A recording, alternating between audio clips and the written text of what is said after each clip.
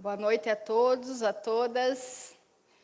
É uma alegria tê-los aqui nessa noite, a noite da abertura do evento Eu Sou Animal, em sua 5ª edição. São muitas coisas para falar a respeito desse evento, que sempre foi um orgulho para a Unifeb, e as emoções, né, vêm à tona, muita coisa para falar, muitas lembranças, sempre todos de mãos dadas na busca do reconhecimento pelo direito dos animais não humanos.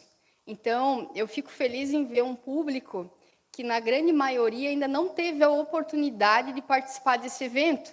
Eu fico feliz porque a gente vê que o ciclo, né, é um ciclo, sempre um novo ciclo iniciando, e a oportunidade de levar a novas pessoas um pouquinho do conhecimento a respeito do direito dos animais, que é uma ciência e que nós precisamos aprofundar, estudar cada vez mais para sair daquela visão antropocêntrica de mundo que domina o nosso planeta e que subjuga cada vez mais os animais não humanos, né? Em todos os sentidos.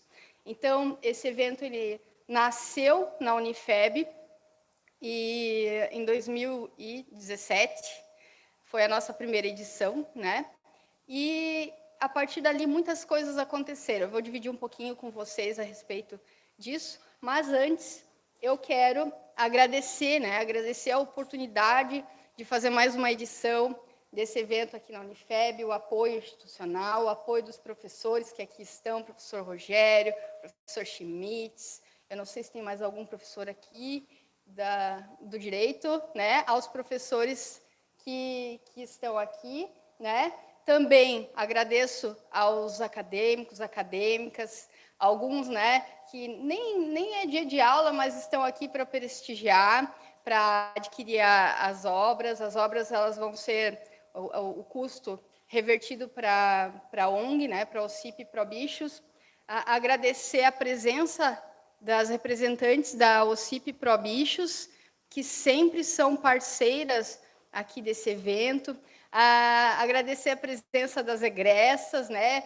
Egresso, hoje advogados, né? Ora, falei para eles antes, vinham assistir palestra, hoje vão dar palestra. Então, vejam como as coisas vão acontecendo, o tempo vai passando, e eu fico muito feliz, assim. Também presença das demais autoras, de todos que sempre estão nos auxiliando.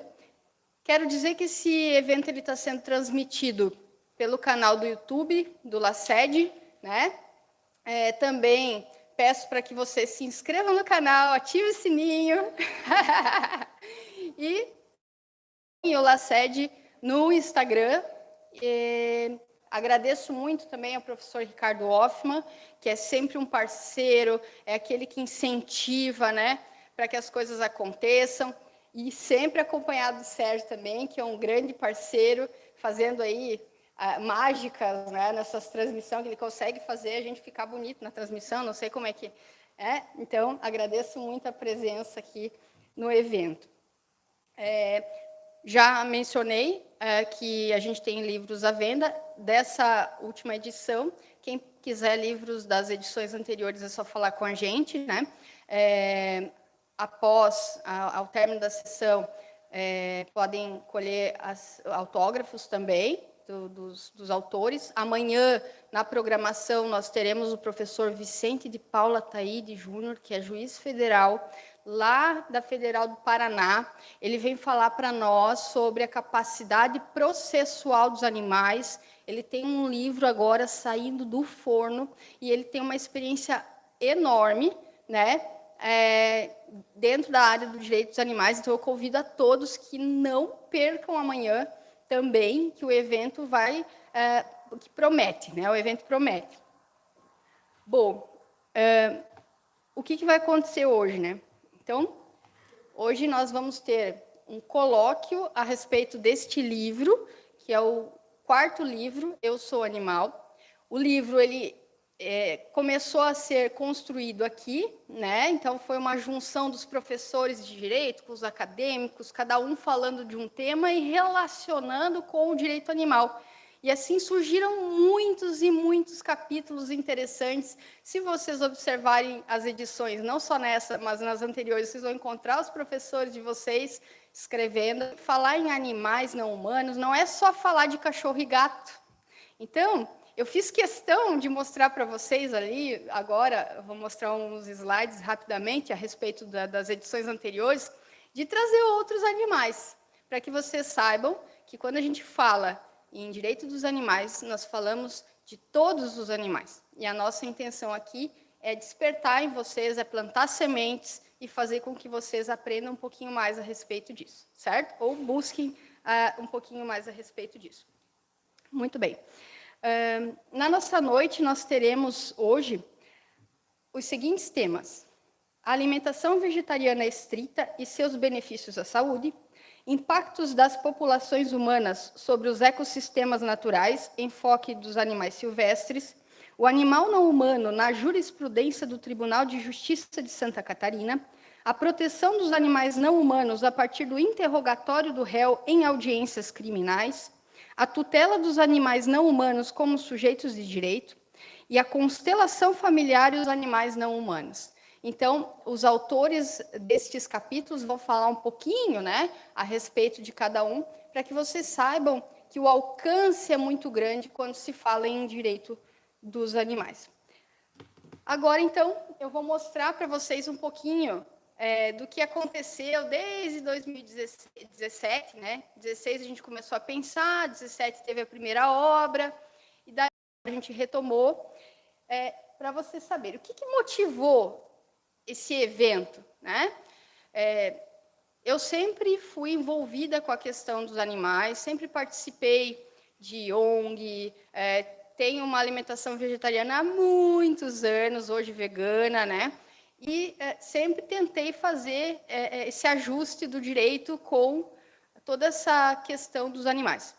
E assim eu trouxe uma sementinha para a Unifeb, né? Lá em Navegantes, eu moro em Navegantes, então conheço muita gente, comecei a trazer um pessoal de ONG, comecei a trazer um pessoal envolvido na causa, me juntei aqui com o pessoal de Brusque, o pessoal de São João, e a gente foi buscando na região as pessoas que se envolvem na causa e fizemos uma grande festa aqui. E também envolvemos os professores, mas tudo isso acontece porque o ser humano, ele abusa, né? O ser humano, ele se vê no topo de uma pirâmide, que eu vou mostrar para vocês daqui a pouquinho. Então, os maus tratos aos animais, eles são constantes, e isso é histórico, a gente vem ao longo do tempo com ele, né? Então, aqui nós temos a situação da vaquejada, nós temos o cavalo exausto por causa da carroça, nós temos as búfalas de Brotas, que foram ali abandonadas pelo fazendeiro, que desistiu da indústria leiteira, que subjuga tantos animais também. Nós temos aqui a situação de um animal mal cuidado, né? O animal acorrentado também. Muitos acham que estão cuidando, que estão tratando de uma maneira boa um animal acorrentado. Eu vou ver se não vai dar microfonia. Então, a partir dos maus tratos, que são tantos, começou essa busca em resguardar o direito dos animais e ver eles como sujeitos de direito.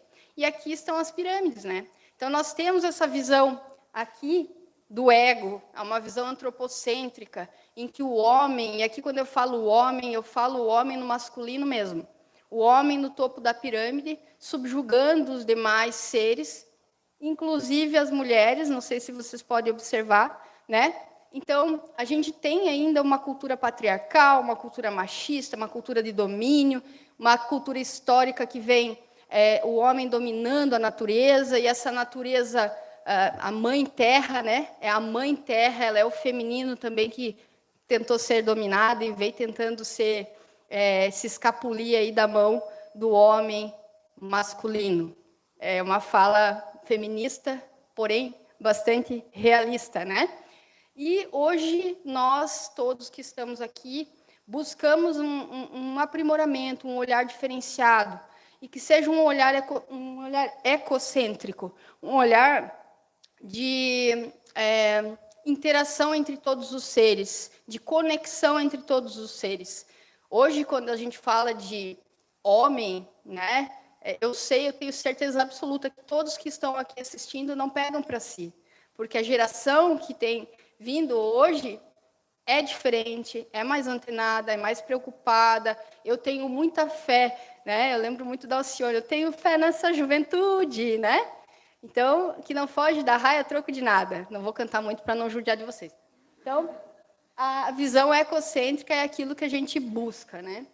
Então, aqui eu também falo um pouquinho, que isso é básico para entender tudo que a gente tem a falar hoje, que é a associação do racismo, que é algo que a gente também abomina, né? Com o especismo, que nós vamos tratar hoje, do sexismo. Então, tudo esses ismos, eles vêm de uma maneira muito prejudicial para nós, né? O que é o especismo, que comunica muito com a nossa fala? É quando a gente ama, pode ver, ó, ama um gatinho e mata os outros animaizinhos. Né? Então, é esse preconceito, subjugar as outras espécies, você se apoderar do outro. Né? Então, é uma visão bastante preconceituosa, uma visão pejorativa das demais espécies. Então, ao mesmo tempo que a gente ama os pets, a gente mata a vaca, a gente mata o porco.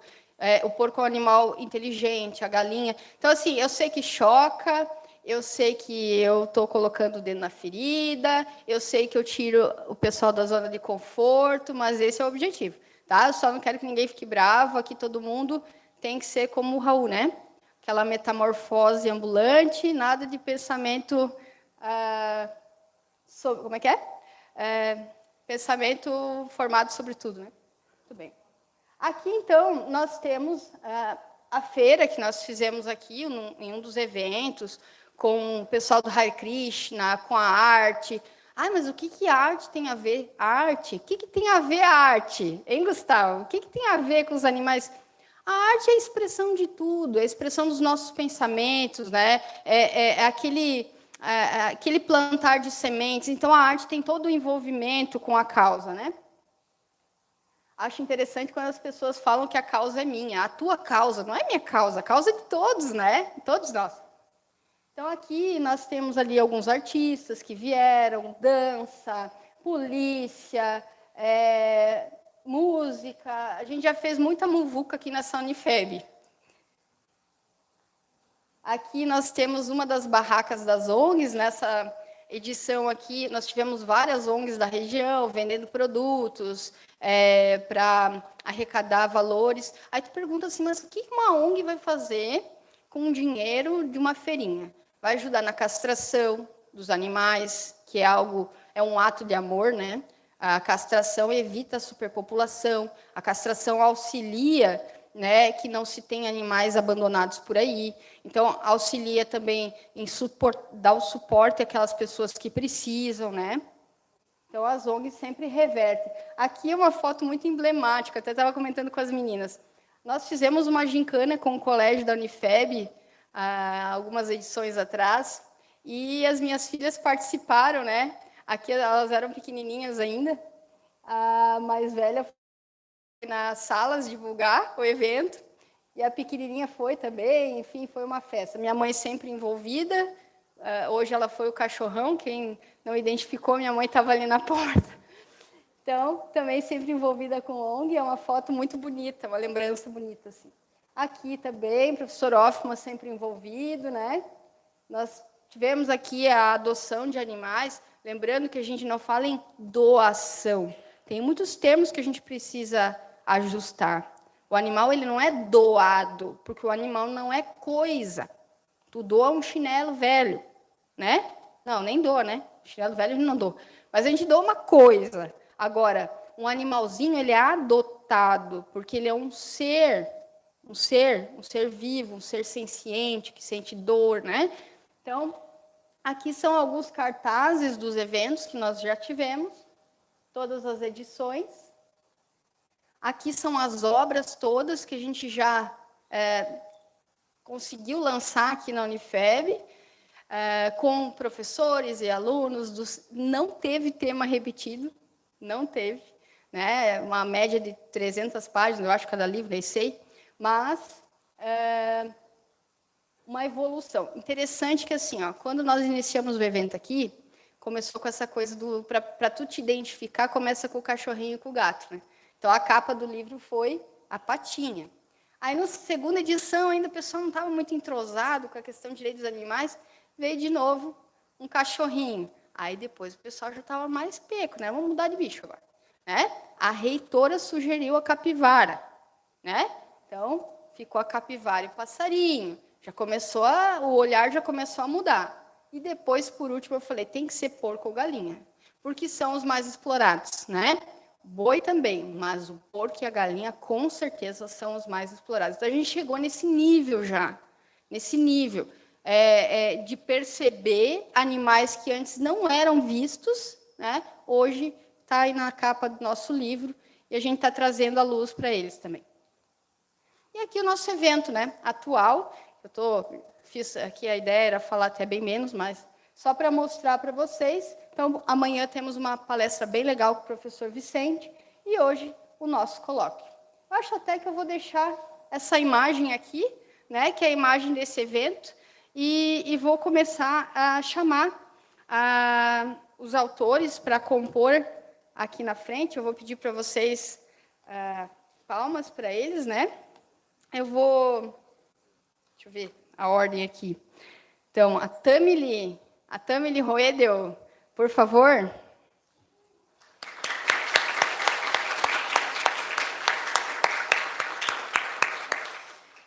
Tamily pode se colocar.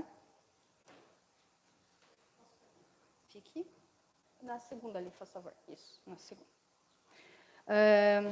A Paola Peixer também pode se colocar. Nossa egressa, que quando escreveu ainda cursava, né?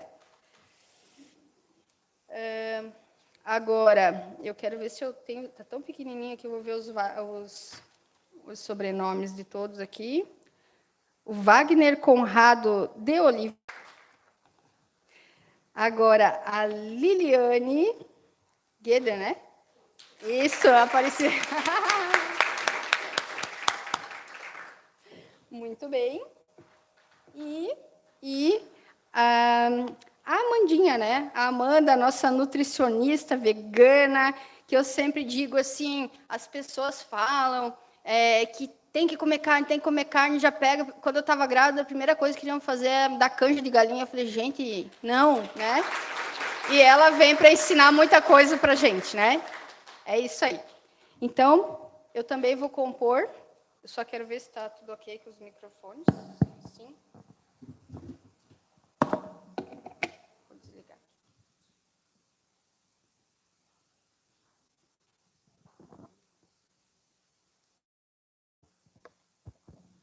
Alô? Oi? Então, nosso colóquio hoje vai ser nesse formato. Não é aquele formato que vocês estão acostumados, né? Mas fiquem à vontade também, os convidados aqui, se quiserem ficar de pé, se quiserem ir lá na frente. Tá? Eu só não vou abrir aqui para interação com a plateia nesse momento, porque a gente tem um tempinho, não é um tempo longo para cada um falar, né? Então, para não atrapalhar essa questão do tempo, mas ao final a gente vai abrir e vocês fiquem bem à vontade para interagir, ok? Então, professora Tamily, a palavra está contigo, fique à vontade. Muito obrigada. Então, eu sou a professora Tamily, eu leciono aqui em alguns cursos, aqui na Unifeb, na Medicina, já lecionei no Direito, deixa eu ver o que mais, Pedagogia, são vários. E a disciplina que eu leciono é Responsabilidade Socioambiental, e para Pedagogia, Ciências, e esqueci dos meus queridos da Engenharia Civil, que é a disciplina de Gestão Ambiental. Eu sou doutoranda em Ciência e Tecnologia Ambiental e eu venho falar para vocês um pouquinho sobre um tema assim, que é muito do que eu ensino nas aulas, inclusive, que é o impacto das populações humanas sobre os ecossistemas naturais enfoque nos animais silvestres.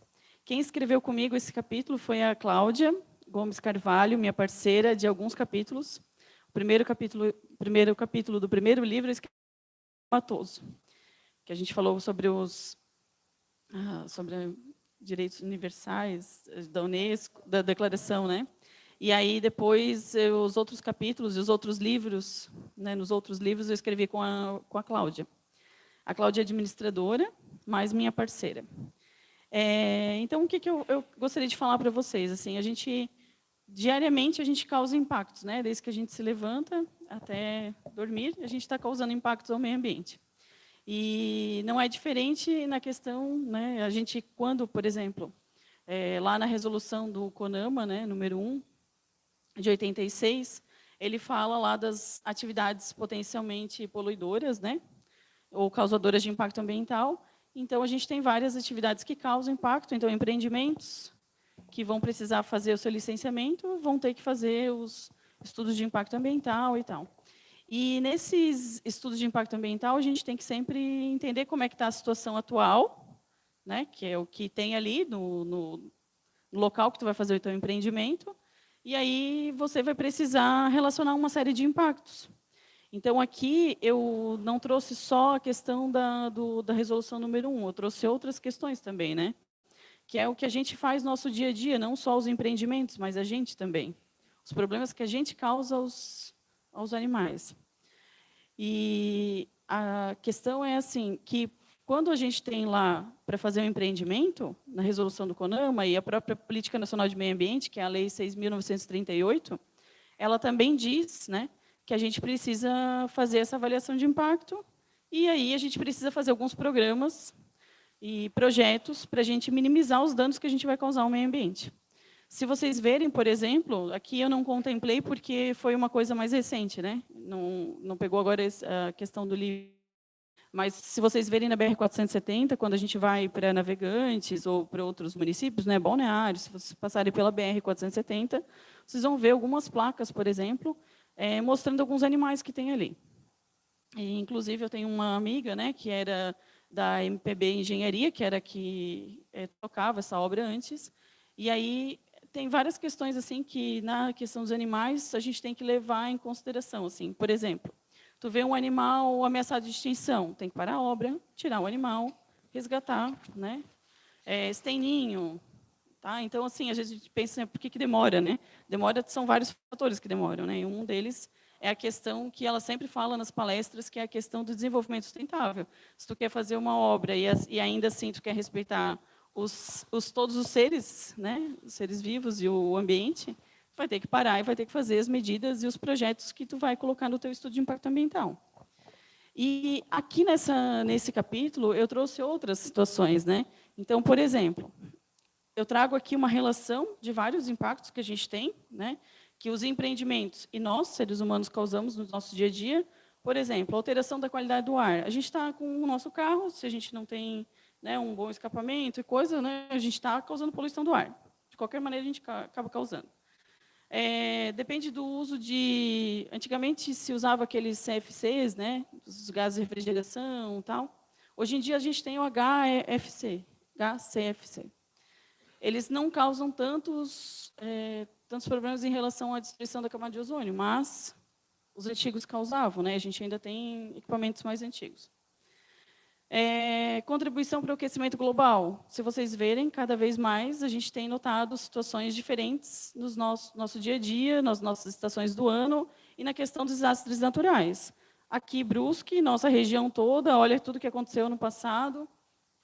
Então, a gente vem notando várias coisas, várias situações que ainda os cientistas não conseguiram explicar todas, né? Que aí a gente fala um pouquinho sobre mudanças climáticas.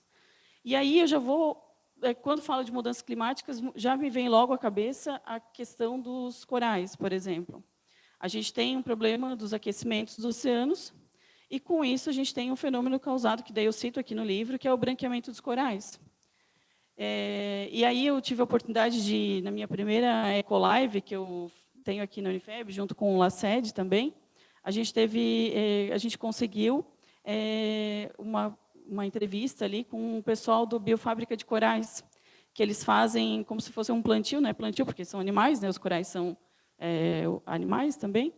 E eles fazem eles colocam, é quase como se fosse um plantio, mas não é plantio porque não é plantio, esqueci o nome certinho. Mas eles estão melhorando lá, até no Nordeste, agora eu esqueci a cidade. E se vocês olharem, vocês podem acessar a Biofábrica de Corais. Se vocês fizerem turismo na região deles, inclusive, as pessoas podem participar do cuidado desses corais e tudo. E é uma coisa interessante assim para vocês verem esses fenômenos, né? Que é uma coisa que nem todo mundo mergulha para saber como é que está a situação lá embaixo, né? A gente consegue ver o que no alcance dos nossos olhos, né? Que não está muito bom, né? Se a gente olha para o lado, a gente já vê um monte de problema. Aí tem a questão da geração de chuva ácida. A gente sempre tem, nossas regiões a gente tem, né? Sempre que tiver um aquecimento, uma alteração da qualidade do ar, a gente pode ter o fenômeno de chuva ácida, e tem professores, inclusive, que já fizeram pesquisas aqui também, da questão da qualidade da água, se a água está ácida, né? E também tem as questões dos gases, né? Que aí vai fazer uma reação química e daí vai provocar chuva ácida, né? Os dióxidos, né? Dióxido de carbono, dióxido de enxofre, trióxido de enxofre, e aí reação com a água vai ter pela reação química, o H2SO4, né, que é componente da chuva ácida. Aí a gente tem a questão da qualidade, a alteração da qualidade das águas superficiais. A gente pode ver, de vez em quando, a gente vê algum problema relacionado aqui ao nosso rio, Itajaí-Mirim. E, assim, a gente está vendo o problema aqui, mas a gente não sabe o que está ali dentro, né? Os peixes, todas as espécies que tem ali. Então, qualquer alteração, tem alguns animais que são mais sensíveis, outros seres também. E aí, qualquer alteração na qualidade da água vai... A morte de peixes, por exemplo, é um bom indicador que a qualidade está péssima da água, né? Então, aí tem a questão da alteração da qualidade da água subterrânea, assoreamento dos cursos de água. Então, a gente reclama às vezes, né? Mas às vezes pode estar tendo um fenômeno de assoreamento. Então, o rio vai ficar menos profundo. E, se chover, daí vai alagar, né? Tipo, vai ter enchente mais fácil. Aí, solo também, alteração da qualidade do solo. Comunidade, aí a gente tem outras coisas que a gente, não sei se vocês percebem, que pode incomodar bastante a fauna, que é a questão do ruído, né? A vibração, calor, qualquer coisa incômodo. Por exemplo, eu sempre passo para ver as corujas buraqueiras em Navegantes, porque eu moro em Navegantes agora, antes morava em Blumenau. Se vocês olharem as corujas buraqueiras, elas estão próximas, né? Elas estão ali na restinga e as pessoas estão no calçadão aí, para lá e para cá e tal, tiram foto e aquela coisa toda, né? Mas eu só olho para elas e fico pensando, meu Deus, não é fácil para vocês estarem aí, porque é um agito, né? Principalmente no verão, e é isso, querendo ou não, é um incômodo à fauna também, tá? E a gente consegue ver elas, inclusive consegue fotografar. De manhã mais cedo elas estão mais ativas, assim a gente consegue ver melhor, né? E à noite também, mas... Aí eu trago outras questões. Quando eu falei da BR, não foi por nada, porque também aqui no capítulo eu trago da questão dos atropelamentos. Porque eu não sei se vocês param para perceber, como diz Ana, né? Quando a gente trabalha com isso, ou quando a gente estuda sobre isso, a gente consegue perceber mais fácil. Não sei se vocês já pararam, né? Ou já perceberam quando estão, né, indo ou vindo por alguma rodovia na questão dos atropelamentos. Tem muito. Né? Tem alguns projetos que tem para, por exemplo, aqui na nossa região, se você vê algum animal atropelado, você pode ligar para a FURB e eles vêm resgatar esse animal e ficam lá para pesquisa científica depois. Eles fazem algumas coletas de sangue, de outras coisas também, e aí você pode, né, tá mandando esse animal para lá. A questão da praia, por exemplo, se você vê um animal que está morto, ou que ainda está vivo e está em sofrimento, você pode ligar. A gente tem uma região agora, né, uma cobertura, por causa de um projeto da Petrobras, porque tinha uma exploração de... não sei se chega a Bacia de Santos, né? Então, a nossa região pega a Bacia de Santos. E essa contempla o nosso litoral, com um pouco do Paraná, e não sei se vai um pouquinho até o Rio Grande do Sul.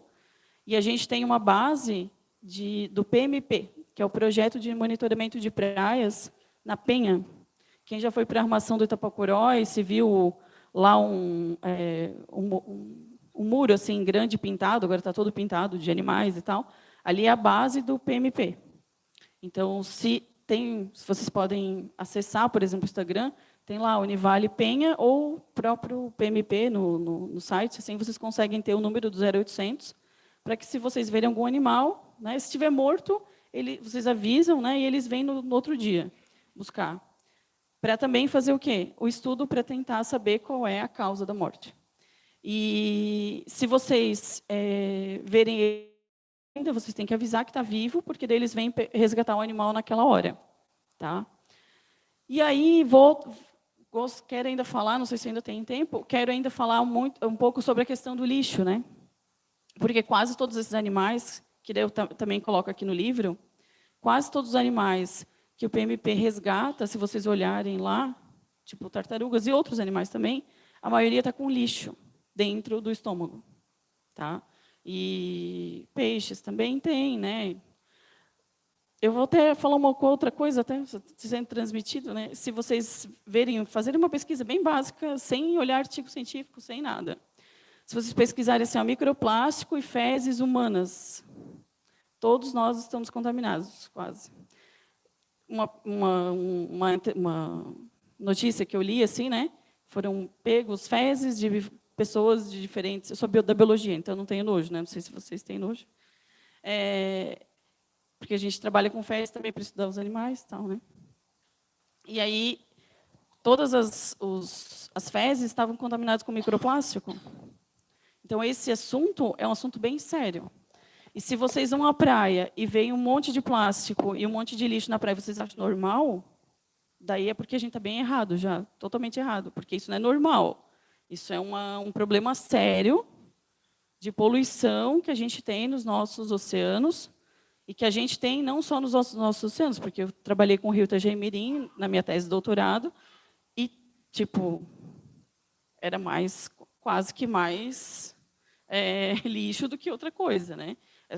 Pode ver nas margens, dentro. E aí, se a gente for, né, essa questão do lixo, a gente pensa, às vezes é um lixinho que está ali na rua, que para você não fez nenhum mal jogar, vai entupir o bueiro, aí vai causar uma situação de alagamento, né? E o problema só vai. E vai acabar lá em Navegantes, porque a gente está numa bacia hidrográfica, o rio principal é o rio Itajaí-Açu, o rio Itajaí-Mirim é uma das perninhas desse grande rio, dessa grande bacia do Itajaí, que é a bacia do Itajaí-Mirim, e vai acabar também em Navegantes. Ou seja, lá para nós de novo. E aí vai voltar para vocês também na praia, em alguma praia. Eu tenho uma outra amiga que faz pesquisa de doutorado dela só com resíduo. E o dela pegou 3 praias na região de Balneário Camboriú. Aí eu olhei para ela e disse assim, tá, você sempre pega lixo no mesmo local, na mesma área, porque ela começa desde a água, pega areia, vai para a restinga e ela coleta lixo de tudo, microplástico e tudo. Aí eu olhei para ela assim, então deve estar diminuindo, né? Porque se tu sempre vai todo mês no mesmo local, a minha lógica seria estar diminuindo. Se ela está pegando, não, só aumenta. Então, é uma situação muito séria que a gente não sabe ainda como vai resolver. Inclusive, quem não tem um tema de TCC pode começar a pensar sobre isso, porque é um tema que está bem alto, assim, porque é um problema difícil de resolver, que é a questão do lixo. Tá? Então, aquecimento é mais difícil ainda, mas essa do lixo, eu penso que assim, ó, é uma coisa que parte de cada um de nós fazer a sua parte. E se vocês olharem, também na internet é fácil de achar, né? Vários animais, nem precisa olhar vários animais. Se vocês pegam por exemplo, uma praia um pouco mais isolada, que vocês conseguem ver aves mortas, assim, é fácil de olhar. Tem lixo dentro dela. E não é um lixo que veio, é um lixo que está lá dentro dela porque ela comeu isso. Tá? Isso quando não morre de outras formas. E também o pessoal que faz trilha, não coloquei aqui, mas o pessoal que faz trilha também causa impactos quando faz a sua trilha, porque se não leva o lixo embora, né? Eu já achei numa trilha, enquanto eu estudava, que fazia as minhas coletas, eu achei um pássaro uma vez, e era a época da máquina fotográfica de filme, né? Não entrega isso. Que a gente é mais antigo, né? E aí Ai, gente, tinha acabado o meu rolinho lá de filme, né, para tirar foto. E eu não tirei, mas aquilo me marcou muito, que foi uma ave que eu vi e o biquinho dela estava colado com chicletes. Era uma bolinha de chicletes, de nada, gente. Bem pequenininha. que parecia o quê? Uma sementinha, um frutinho. E a ave estava lá morta por causa de um chicletinho que um infeliz jogou. Entende? Então, assim, é uma coisa que me deixa realmente muito brava, né? E vocês, não, por favor, não caiam na normalidade, achar que o tanto de resíduo que a gente produz é normal. Não separar o lixo é uma coisa muito arcaica, que a gente não faz e que a gente deveria fazer a sua parte. Porque não adianta só reclamar dos governantes, né? Todos, que eu digo neto, tá? Porque aí quem vai sofrer vai ser quem? Quem não consegue distinguir, né? Tipo as águas vivas, desculpa, as tartarugas não conseguem distinguir o que é uma água viva do que é um saco plástico. A gente sabe, mas elas não sabem. Então, gostaria de deixar essa mensagem assim, né? Que a gente olhe um pouco mais sobre os nossos atos e o que a gente pode mudar enquanto cidadão, habitante desse planeta, porque ninguém ainda, apesar de achar vestígios em Marte de água, mas a gente não sabe, não tem outro planeta para viver ainda. E a gente depende dos recursos naturais. Apesar de a gente ter tanta tecnologia, ter tanta coisa, a gente ainda precisa tomar água, comer, o alimento vem da onde? Da terra, né? Então a gente precisa do ar para respirar, porque a gente faz tanta coisa, tanta tecnologia, mas a gente ainda enterra o lixo, gente. Enterra. Olha que coisa arcaica. O homem da pré-história fazia isso. E com tanta tecnologia, a gente ainda enterra, né? Então, gostaria de deixar assim, que cada um pense um pouco mais nas suas ações para o meio ambiente e comece a rever um pouco seu consumo e o que pode estar fazendo para colaborar, porque cada um de vocês é alguém que pode, que nem aqui a gente também quer falar com o evento, né? Cada um de vocês pode replicar, né? Sabe, mudar um pouco. Não precisa mudar totalmente, porque é difícil. Né? Assim, que nem a Ana, né? Conseguiu já ser vegana e tal. É difícil as mudanças. E é difícil também a questão do consumo. Mas a gente consegue melhorar um pouquinho, fazer um pouquinho a sua parte. Reduzir os impactos, né? Reduzir os impactos. Uma pessoa faz muita diferença. Acho que... Sim, sim. Isso... Então... Desculpa se não ia falar mais um monte, que eu dou aula, né, professor? Gosto de falar, né? Desculpa, tá?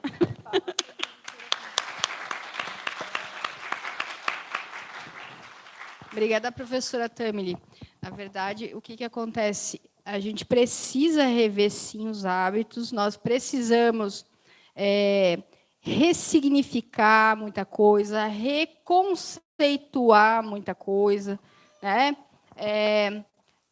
Olhar para nós mesmos, nas nossas atitudes, e não achar que mudar de ponto de vista, entender diferente sobre aquilo que para ti já estava pronto, não pensar que isso é mimimi.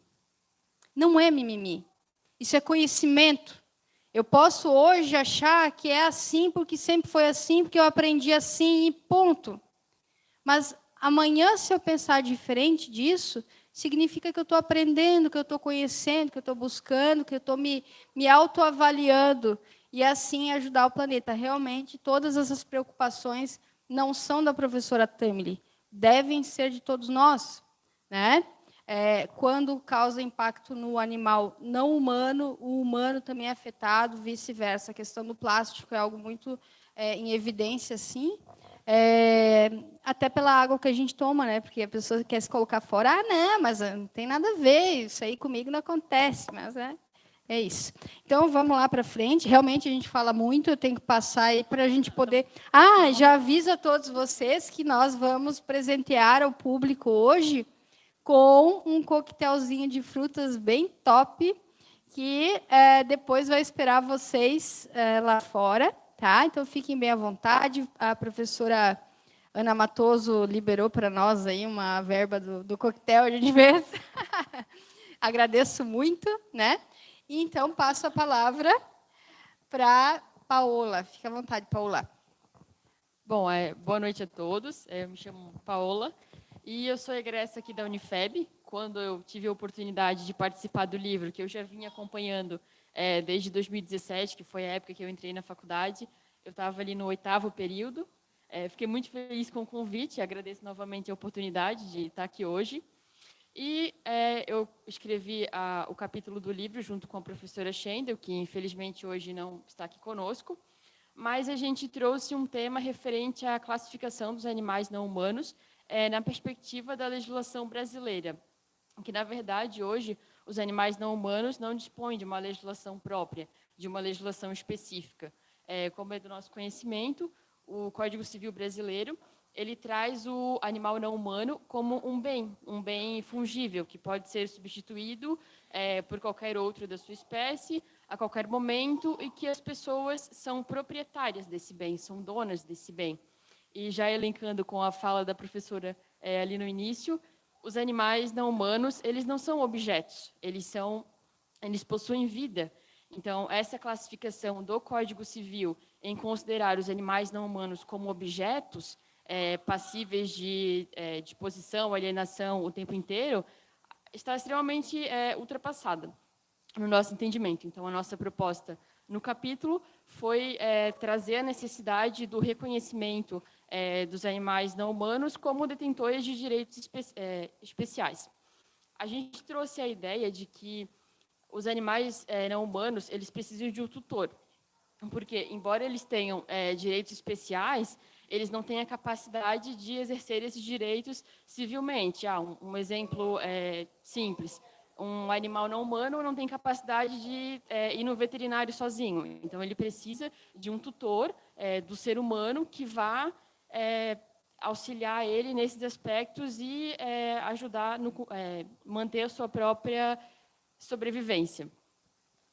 Hoje em dia, a gente pode ver que é muito comum que os animais não humanos eles fazem parte dos lares, das famílias. Inclusive, no Brasil, a gente tem mais casas com animais não humanos do que com crianças. Isso é extremamente interessante. Então, como que a legislação ela ainda não se atualizou para reconhecer os direitos dos animais não humanos e ainda trata o animal não humano como uma coisa fungível ainda. As relações com os animais não humanos elas estão cada vez mais íntimas. É bem comum, um exemplo que eu acho que todo mundo, inclusive, tem em casa, é aquela questão: não quero animal nessa casa, nossos pais falam. 2 meses depois, o animalzinho tem um lugar no sofá, na cadeira, ninguém pode sentar, já tem roupa, estão tratando melhor do que a gente. Então, de fato, a sociedade está muito mais à frente do que a legislação. E um outro ponto é que a legislação ela trata ali dos crimes ambientais. O animal não humano ele está inserido quanto à questão dos crimes ambientais, mas ele ainda não tem uma legislação própria. Ele vem ali junto como parte da natureza, mas ele não é reconhecido diante da legislação. Inclusive, é até curioso, porque, além da sociedade estar mais avançada com relação a esse tema, a gente também tem a jurisprudência. A gente já tem julgados com relação à dissolução de casamento, por exemplo, em que os ex-cônjuges compartilham a guarda dos animais. A jurisprudência, inclusive, já reconhece o termo tutor, porque entende que o animal ele é um ser senciente, que sente, ele tem uma rotina, ele está convivendo com os seres humanos, ele tem um valor que é extremamente diferente de um objeto, de uma coisa. Então, a gente percebe que a legislação, de fato, ela está extremamente ultrapassada. Em termos também de responsabilização, porque a partir do momento eu tenho uma responsabilidade de acordo com um objeto. Eu tenho um objeto, um bem, sou dona, é um tipo de responsabilidade. O tutor, ele vai estar cuidando de uma vida. A responsabilidade é diferente. Então, em termos de responsabilização, reconhecer os direitos dos animais não humanos e alterar essa situação de o ser humano ele é dono de um animal, de uma vida, traria uma melhora significativa. Bom, em resumo, sucintamente, esse é o tema que a gente quis abordar. E eu estou tão orgulhosa. Eu escuto ela falando, eu fico me lembrando dela apresentando trabalho, né, professor Rogério? Ela na sala de aula, professor Schmitz lá, olha aí, ó, dando palestra para nós, né? Paola, parabéns. E sem nenhum slide para acompanhar, ó, tudo ali já pronto, fico muito orgulhosa. É uma alegria vê-los aqui hoje, né? Advogados, palestrando, assim, Acho muito bacana. E olha a importância, né, do evento, porque a partir do evento surgiu o livro, aí veio todo um estudo, e hoje podem aplicar isso na prática, podem plantar outras sementes. Olha a propriedade que a Paula fala hoje sobre a questão do direito animal, né? Eu fico muito feliz assim em vê-los aqui. Estou emocionada, não posso falar muito porque eu sou chorona, né? Mas fico bem, também está ali cuidando do futuro autor, né? Muito bem, Wagner, fique à vontade, está com a palavra. Boa noite. Vamos ver se sai, né, professora? É diferente, né? É diferente. Era tão fácil quando eu estava sentado ali, para falar aqui é mais complicado. É um prazer voltar à universidade, que faz tanto tempo. Apesar da pandemia também ter afastado um pouco, né? Esse livro já era para ter acontecido, né? Lá atrás, e estava vindo numa pegada tão bacana, né? Todo ano sendo lançado, era algo muito que contribui muito para a sociedade, né? Então, o meu tema é os animais não humanos na constelação familiar. Então, foi um tema que eu batalhei muito no terceiro livro, com a professora Márcia. Não aconteceu, né? Aí a gente voltou, a professora Ana Selma indicou a doutora Aline, que é especialista no direito sistêmico. Então, aí disse, vamos unir o útil ao agradável. Não traz legislação, mas ao mesmo tempo traz conhecimento e uma integração do que é o futuro, né? A constelação familiar está aí e veio para ficar. Então, a ideia é que interagir com os animais. Então, com base nisso, a gente buscou, né, a inserção dos animais na constelação. A constelação familiar nada mais é que criada por Bert Hellinger, um alemão, psicoterapeuta, que a partir de estudos na África, ele conseguiu mensurar que você traz cargas do campo morfológico de outras gerações. Então, tu faz coisas que os teus avós faziam, que os teus pais faziam, e inconscientemente tu aplica, e teu filho provavelmente vai aplicar. Então, para quebrar essa corrente, a Bert Hellinger realizou, né, criou ali a constelação familiar para pelo menos você ter o conhecimento que você estava num ciclo. É para quebrar esse ciclo. Então, a nossa busca era os animais na constelação.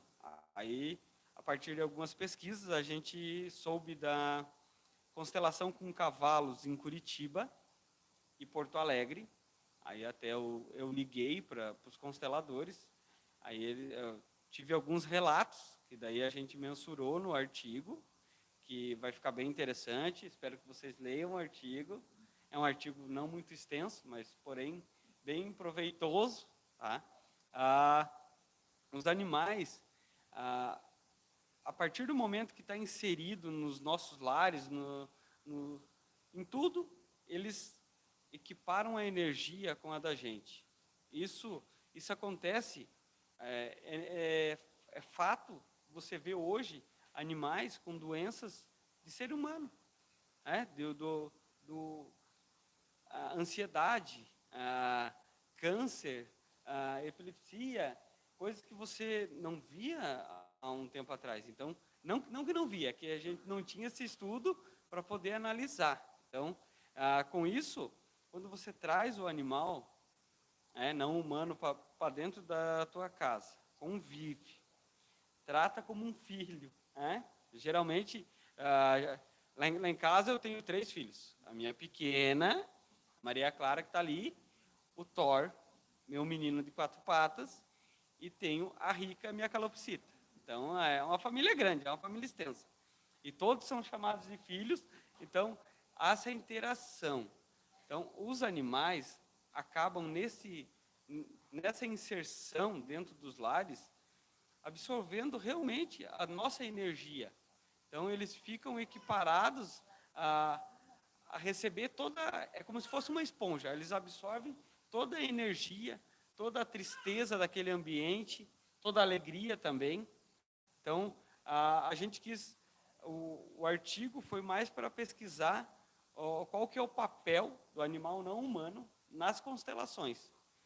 Aí foi utilizado ali em Curitiba com cavalos, que realmente eles fazem o papel de alguns antepassados que já se foram, né?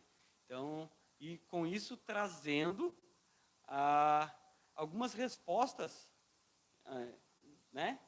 Para que possa esclarecer aquela pessoa que está buscando a constelação a se libertar daquele ciclo. Então, só que a gente teve o relato também, ele encaminhou vídeos, os animais super bem tratados, né? E automaticamente eles são cavalos terapêuticos. Eles fazem o papel de um terapeuta, porque eles executam uma coisa linda, que é aflorar em ti algo que estava adormecido.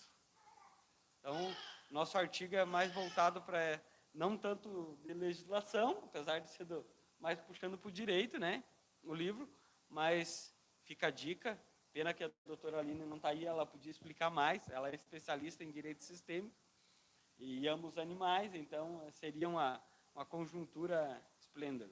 Então, convido vocês a ler lá na página 234 do livro, Os Animais Não Humanos na Constelação. Obrigado. Obrigada, Wagner. A Aline queria muito estar aqui, ela não pôde, fez uma cirurgia, agradeceu o convite, né? Disse que estava muito bem representada, eu concordo. Então, interessante que tu falou ali a respeito de não ser jurídico, né? Diretamente, mas os nossos livros do Eu Sou Animal, eles têm ali capítulos que são das áreas mais diversas. Nós temos da biologia, da educação física, da medicina, da biomedicina. São vários profissionais que participaram, junto com acadêmicos ou professores de áreas diversas, que também escreveram nessas obras, para ver o alcance, né, do direito dos animais. Eu vou, antes de passar a palavra para a doutora Liliane, a professora Tamily vai ter que sair, mas eu gostaria que a gente fizesse uma fotinho aqui aqui do palco, para não perder a oportunidade da professora Tamily estar conosco, e aí a gente vai liberar ela para continuar o evento. Pode ser? Então.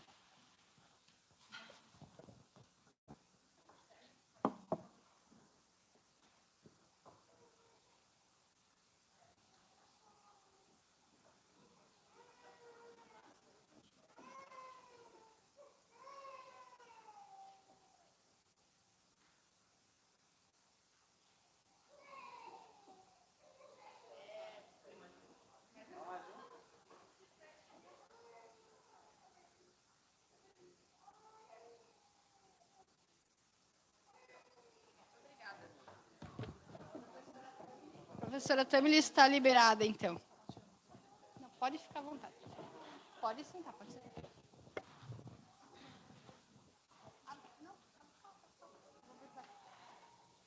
Depois eu acho que coloco no muito bem. Olha só, essa mãe desnaturada. Muito bem. Para falar sobre a obra e a sua contribuição, que foi em coautoria, né? Então, fique à vontade. Muito obrigada, boa noite a todos. Eu gostaria, primeiramente, de agradecer à professora Ana Selma por mais uma oportunidade. Eu tive o privilégio de escrever um artigo do livro anterior, eu e a professora Daíra e o doutor Felipe Coan, que depois escreveu, trocou aqui de parceria, me trocou aqui pelo doutor Wagner, sobre o cão-guia. É um artigo bem interessante também. Tem na biblioteca, se vocês quiserem olhar, os livros anteriores têm na biblioteca, tá? E sobre esse aqui, então, eu escrevi em coautoria com a professora Daíra e com a Elisa. A professora Daíra, então, é professora, advogada e mestre. Ela pediu desculpas por não poder estar participando nesse momento. ela teve alguns contratempos no escritório. E a Elisa, que também é advogada, é minha amiga da faculdade, é o trio, né? Eu, a Elisa e a Júlia. E agora ela é a mamãe do Bernardo. Gostaria de cumprimentar também o professor Rogério e o professor Schmitz, que eu tive a honra de ter aula também na graduação. Sou aluna egréssa, então, concluí fazendo a pós de Direito de Processo Civil. No capítulo, então, nós abordamos sobre o animal não humano na jurisprudência do Tribunal de Justiça de Santa Catarina. A gente sabe, né, que o judiciário como um todo vem sendo chamado a se manifestar sobre a ciência animal, através de indenização sobre maus tratos, indenização dos pet shops, como a Paola tinha comentado, na regularização de guarda e visita de animais. É interessante que na pós a gente tem advogados e servidores, né? E tem uma moça que trabalha na vara da família aqui, e ela disse que chegou o primeiro caso de uma guarda de um gato, se não me engano. Só que ainda não foi julgado, então a gente não sabe o que vai acontecer, né? Mas para ver que, apesar de já ser desde 2016, ainda é recente, ainda mais em cidades menores, como Brusque, né? Acaba chegando poucas ações nesse sentido, e agora, né, bem recente.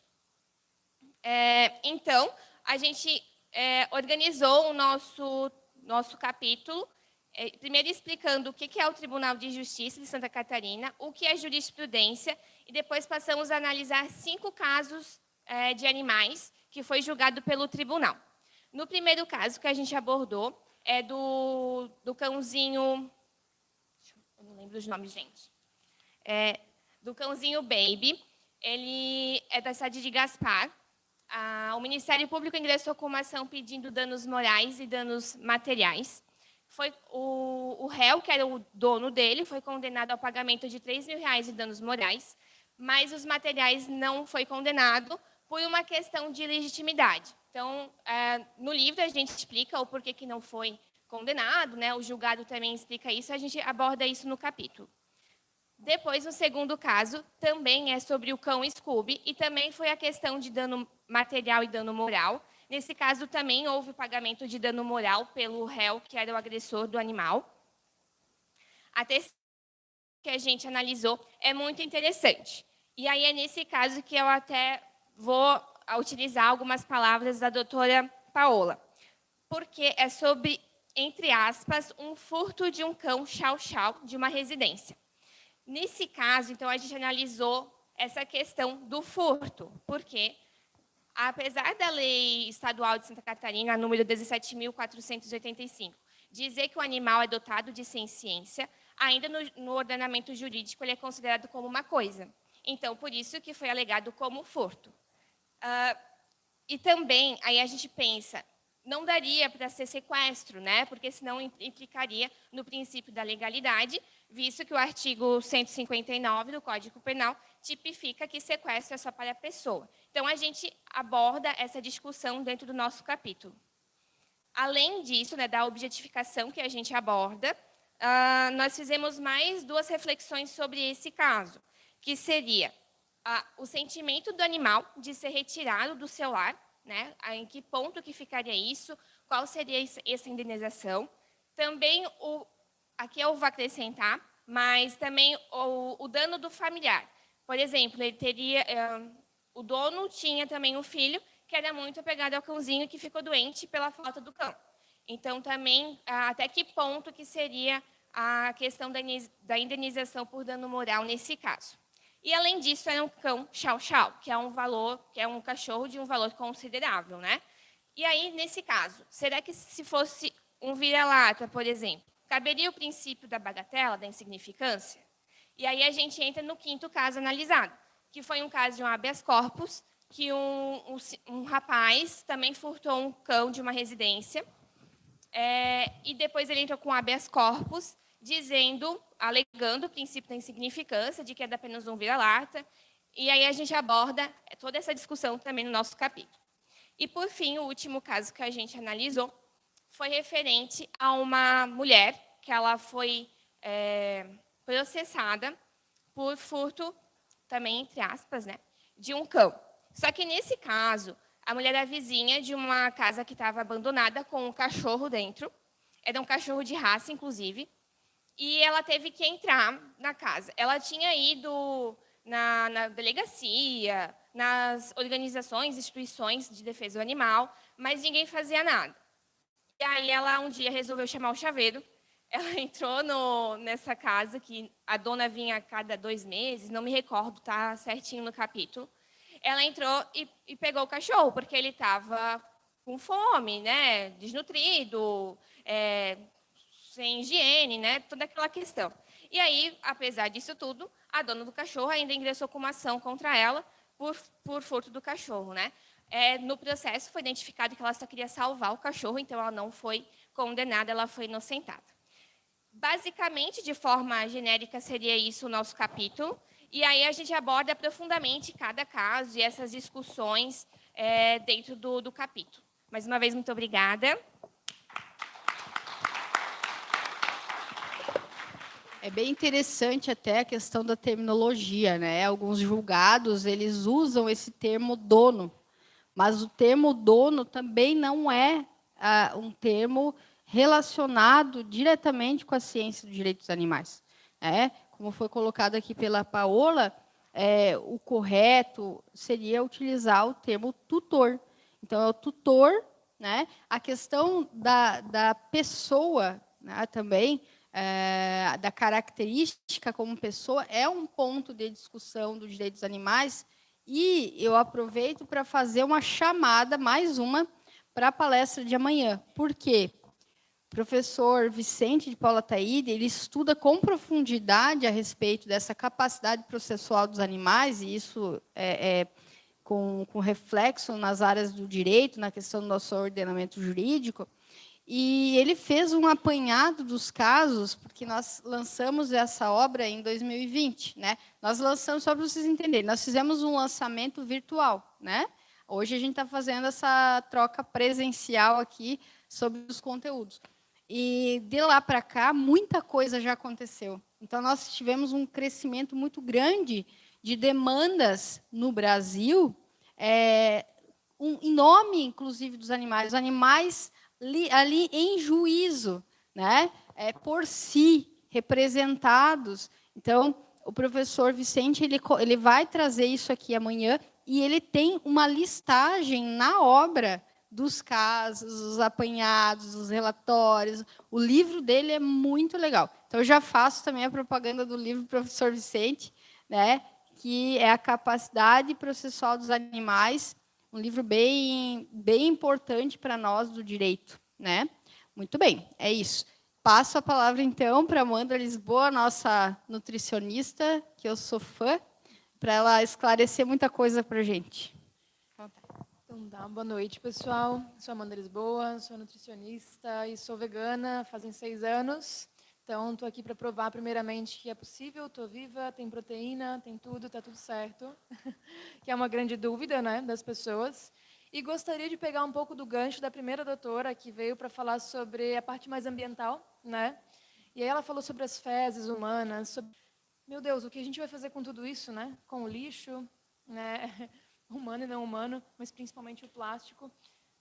Não tem o que fazer.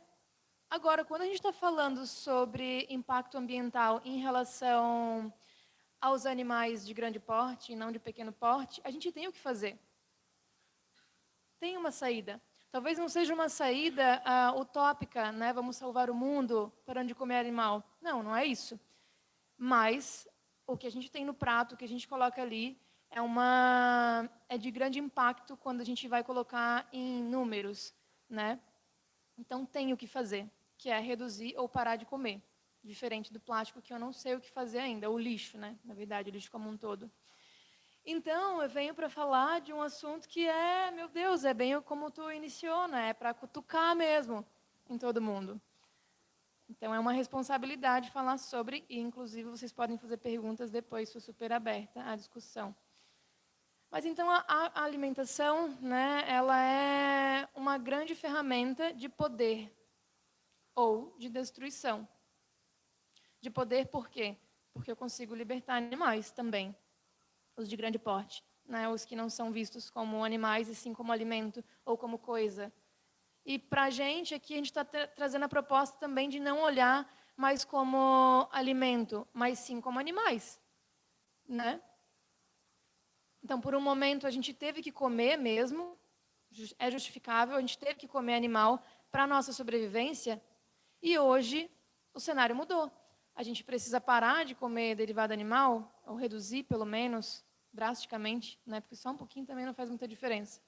Mas reduzir drasticamente para que a gente possa prevenir doenças, prevenir a nossa vida, a nossa qualidade de vida, né? Enquanto a gente está aqui.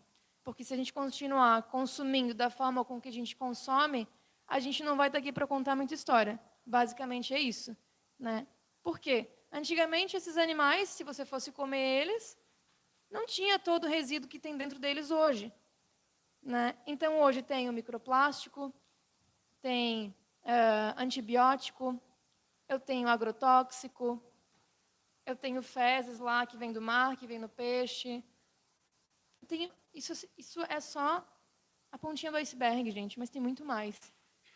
Então, quando eu estou comendo um pedaço de carne, e carne também já é para romantizar, um pedaço de músculo, eu estou comendo um pedaço bioacumulado. É um pedaço bioacumulado desde a hora do nascimento dele, quando ele foi recebido com ração e antibiótico, né? Porque o jeito com que ele é tratado, ele obviamente vai ficar doente, então eu já preciso prevenir, né, com um coquetel de medicamentos até o momento da morte dele, do abate. Então eu estou consumindo não só proteína, gente. É muito lindo a gente falar, e as proteínas? Mas a gente tem que se preocupar com o resto. Proteína é isso aqui. E é muito fácil de bater com diabetes, com uma alergia, né? Então, todas essas doenças que eu estou citando aqui para vocês, que a gente pode chamar de doenças crônicas não transmissíveis, elas vêm através da nossa alimentação. E a gente tem muita base científica para falar que, sim, vem basicamente do consumo e do alto consumo, né, dos derivados animais. Então, a gente precisa repensar. Precisa repensar para ontem, né? Não dá mais para a gente achar que é bonitinho um petzinho. E na minha mesa tem um pedaço de carne, de boi, ou de vaca, ou de frango, de galinha, né, gente? Então, assim, no livro a gente trouxe um pouco dessa pegada ambiental, né, de falar sobre o impacto do comer e da destruição ambiental, porque para eu comer eu preciso derrubar árvore, eu preciso usar água limpa, eu preciso de muitas coisas para manter esse animal, né? E também para falar sobre a destruição na saúde, que é o que eu já introduzi aqui para vocês, e também para mostrar que é possível e que a gente precisa ter alguma atenção, né? Não vou romantizar para vocês, não é a coisa mais simples de se fazer. Ai, que legal, vou lá tirar a carne agora, não é assim, eu sei, né? Também tive o meu processo, também já comi muita carne, fazem só 6 anos que sou vegana, então comi muito. E não fiz uma transição do tipo, vou comer uma carne branca, como se fosse menos pior. Não é. Independente da cor, se é vermelha, se é branca, transparente, rosa. Não interessa, gente. Dá tudo no mesmo, tá? Quando eu estou falando de saúde. Me perdi um pouquinho aqui na fala. Mas, enfim. Então, a dificuldade, né, dessa introdução. Eu preciso de conhecimento. Se eu não tiver conhecimento, é óbvio que vai ficar muito difícil. Então, é por isso que ali tem uma introdução do que eu preciso para iniciar. Se eu não tiver como ir numa nutricionista inicialmente, eu tenho aonde buscar conhecimento. Na internet hoje tem bastante coisa, e no livro está bem compilado o que a gente precisa, basicamente. Que é a atenção, sim, lá às proteínas, mas não só. Ao ferro, e não deveriam ser só os vegetarianos, né? Os carnistas também. O cálcio, ômega 3, ácido fólico e principalmente B12. Acho que esse é o ponto mais importante, na verdade. O que eu recebo de gente vegetariana de 15, 16, 20 anos e nunca tomou uma suplementação de B12 é assustador. Chega doente. E chega doente mesmo, porque não é só uma vitaminazinha, é algo que pode mudar toda a estrutura do seu corpo. Se você for no hospital, não vai ter gente lá, eu cheguei aqui porque eu estou com desnutrição, eu estou com deficiência proteica. Não. Você vai ficar com uma deficiência proteica. Se você já estiver internado, você não consegue mais comer, você está com uma doença terminal. Beleza. uma consequência, mas você não vai chegar lá por esse motivo. Você vai chegar lá provavelmente por uma deficiência de micronutriente, né?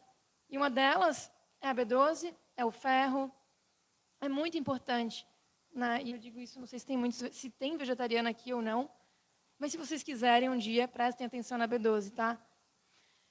E assim, de que forma que eu consigo isso? Só com suplementação. Não tem em outro alimento. Eu vou comer só ovo, vou comer leite, ali tem um pouquinho. É tão pouquinho, gente, que é a necessidade de uma criança. Não dá. Né? Então, é um outro assunto abordado ali para que a gente possa levar em consideração, tá? No mais, vamos ver como é que eu posso... Aqui, sim, ó, se deixar, gente, eu falo aqui horas e horas, que é um assunto que eu mais gosto de falar, né? Óbvio, é o que eu trabalho. Mas acho que, para finalizar, pensem naquilo que vocês têm no prato. Vocês têm o poder, de novo, de poder mesmo e de destruição. O que vocês optam? A partir do momento que eu tenho conhecimento, fica muito difícil eu querer caminhar direito. Né? É o que mais tem aí, de várias blusinhas do direito. Então, a gente fala muito sobre ética, posicionamento, moral. E o que eu estou conseguindo colocar em prática? Né? Então, eu ia finalizar, mas tem uma outra coisa que veio aqui que é muito importante para vocês entenderem um pouquinho mais. Só para ficar mais claro. De manhã, você come lá seu ovo, seu queijo, né? Seu requeijão, mortadela, presunto. No almoço, é carne, ovo, peixe, queijo. Né? De tarde, é pão de queijo, requeijão, margarina, mortadela. Aí de noite, carne, peixe, ovo, queijo, pão de queijo, cachorro-quente. Gente, não dá para se comparar com antigamente. Antigamente, se comia no almoço e, se tivesse de noite, eram 8 a 10 filhos ou mais. Como que vai sustentar todo mundo? E nem tinha industrialização, não era tudo pronto. Vou ali comprar, ok. Né? Hoje é um consumo muito fácil. Está ali, pronto. Eu não preciso fazer nada. Então, pensem em reduzir num dia. Eu preciso em todas as refeições de um derivado animal, gente. É um ovo por dia, 2, 3, 5 ovos por dia para uma pessoa. Em uma semana, em 6 meses, em um ano, quantas galinhas você vai precisar só para você? Porque a galinha ela dura 20 anos, eu não sei se vocês sabem. Mas por conta do nosso consumo exacerbado, porque a gente quer ser fitness. Fitness, eu odeio essa palavra.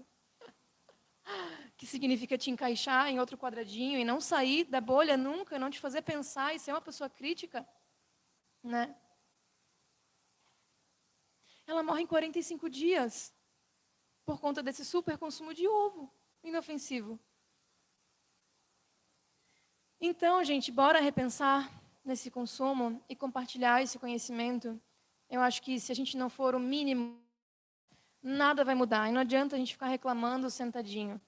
Não vai fazer diferença nenhuma. Mas se eu começar pelo meu prato, eu dando exemplo, eu já vou impactar outras pessoas ao meu redor. Não é? Então, acho que exemplo muda uma sociedade, muda um país, muda o mundo, nem que seja para remissão de danos. Não é uma solução definitiva, mas é uma remissão bem grande para que a gente possa, pelo menos, ter qualidade de vida até, sei lá, 2050, 2080 e depois. E os bebezinhos que estão aqui, como é que vai ficar? Tá? Então é isso. Se vocês tiverem um pouquinho mais de curiosidade, tem ali no livro, mais detalhado, algumas coisas do que eu falei aqui. Podem me seguir também aí nas redes sociais. Eu falo bastante sobre isso, sou uma ativista nata. E estou à disposição também para conversar sempre que quiserem. Acho que é isso, gente.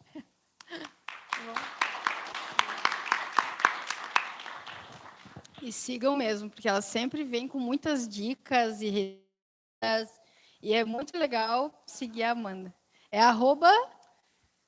Eu mudo sempre, aquela. O algoritmo, né? Ele meio que pega a gente. Mas agora está nutriveg.amandalisboa. Ela faz as receitinhas práticas dela, muito, muito bacana, né? É muita informação bacana que ela traz para nós, assim. E vale a pena. E eu gostaria de fazer até um registro sobre a questão da alimentação. Antes de eu me tornar vegana, eu já era ovo-lacto vegetariana 24, 25 anos, né? E depois eu me tornei vegana. Foi também um processo, não é uma coisa da noite para o dia, é todo um hábito alimentar que tu muda, tal. Mas a gente às vezes olha isso como uma perda, né? Eu estou perdendo aquilo que eu... Não, você está abrindo a porta para conhecer muitas coisas legais que tu nem sabia que existe, né? Tu vai conhecer queijos veganos, leites dos mais variados, tu vai conhecer mortadelas veganas que são tão gostosas, assim, e o teu paladar muda. A partir do momento que o teu paladar vai mudando, aquilo que tu comia antes já nem vai ser mais tão gostoso para ti, né? Então, é um processo. Só que tu tem que encarar isso aí e olhar o animal não como um alimento, né? Eu disse esses dias na aula, os alunos, as meninas ficaram chocadas, né? Eu falei assim, quando eu tô numa mesa e tem carne, eu não vejo a carne como alimento, eu vejo como um cadáver. A partir do momento que algumas meninas falaram, meu Deus, professora, eu não posso ver carne mais, que eu acho que é um cadáver. Eu falei, mas contra fatos não há argumentos, é um cadáver, né? Mas, enfim, a gente não está aqui hoje para ficar fazendo esse ativismo o tempo todo, senão daqui a pouco vão tirar nós a pedrada daqui, né, Amanda? Mas a ideia é falar um pouco sobre o livro, então eu agradeço muito o conhecimento que ela tem, a fala da Amanda, e a gente sempre tem a aprender com ela, eu sempre aprendo muito. E, enfim, eu me coloquei por último, porque eu não sabia, né, o tempo aqui, aquela questão do tempo.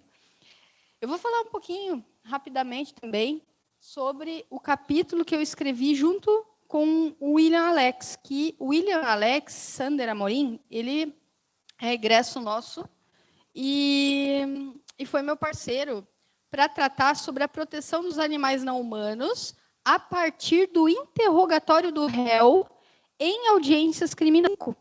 Parágrafo 10º do Código de Processo Penal, quando o juiz ele tem que perguntar para aquele interrogado a respeito dos filhos, enfim, houve uma modificação ali que veio com o Estatuto da Primeira Infância, né? Ação no sentido de saber com quem ficariam os filhos, aquele réu preso, né, e tudo mais. Mas fala só de filhos, né? Filhos e aqui criança e adolescente. E aí a minha preocupação foi com os demais vulneráveis, dentre eles os animais não humanos, que também são vulneráveis. Ai, professora, mas da onde que tu teve essa sacada aí de se preocupar com os animais no interrogatório? Digo, a partir de um caso prático. Eu tinha feito toda uma coisa arada aqui, mas acho que eu vou abandonar. Eu sempre também fui ativista, né, participante de ONG, e teve um caso bem específico que nós assumimos a responsabilidade por uma cachorrinha que ela era tutelada por uma pessoa que foi presa por diversos homicídios, né? Foram vários homicídios, então teve uma batida policial lá na casa dessa pessoa, foi presa a família inteira e a cachorrinha ficou, né? E essa pessoa morava próxima, também não quero ficar caguetando aqui de quem se trata, né? Vamos falar de uma maneira bem longe, assim. Mas eu sei que a cachorrinha, eu fiquei nessa curiosidade, sabia que havia uma cachorrinha lá e comecei a observar essa cachorrinha, comecei a dar alimento para essa cachorrinha e a cachorrinha começou a me procurar. E assim nós estabelecemos uma relação de amizade. E com o tempo, eu vi que ela estava sozinha. E eu, fazendo parte da ONG, comecei a cuidar dessa cachorrinha. Comecei a perceber que ela tinha problemas na pele dela. E aí nós ONG, né, fizemos uma investigação e descobrimos que ela tinha lúpus, né, uma cachorrinha que tinha lúpus. E também estômago dilatado.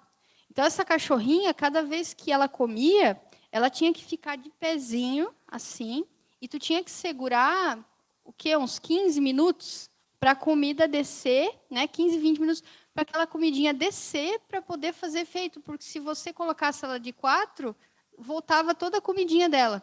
Então, ela tinha que comer aproximadamente 5 vezes por dia, naquele ritual, e aquilo ali é uma escravidão imensa, imensa, para quem está cuidando, né?